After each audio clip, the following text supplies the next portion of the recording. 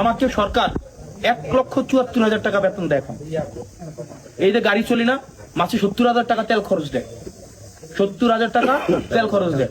ঢাকায় একটা বাসা, বিশাল বড় বাসা, যে বাসাটা হচ্ছে এখান এত সুন্দর, এটা আপনি 2 লাখ টাকা দিয়ে এটা ভাড়া নিতে পারবেন না।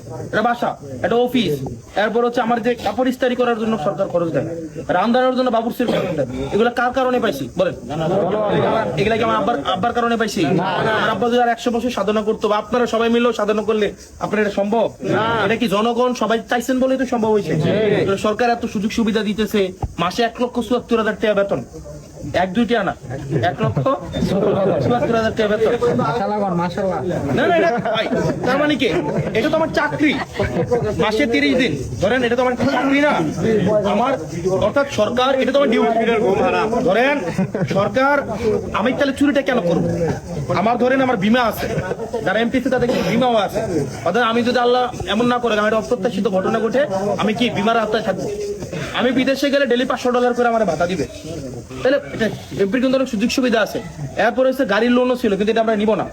এরপরে হচ্ছে প্লট ফ্ল্যাটও ছিল, এগুলো আমরা নিব না।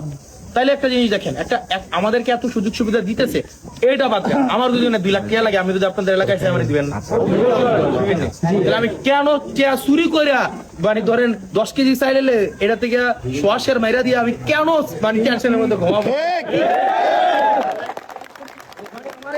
আমার একটা জিনিস বুঝেন, সহজ হিসাব, আমার কি টাকাটা পড়ছে। আমি তো বিশ্বাস করি, আমার যদি 10 লাখ টাকা লাগে, আমি যদি 10টা ইউনিয়নের 10টা লোকের কাছে কই আমার 10 লাখ টাকা এমনি দিবে না, তাহলে আমি কি টাকাটা লাগছে যে আমি চাল চুরি করে দেখায় তার, এবং এটা একটা টেনশনের বিষয়, কোন সময় ধরা খেয়ে নাই ধরা।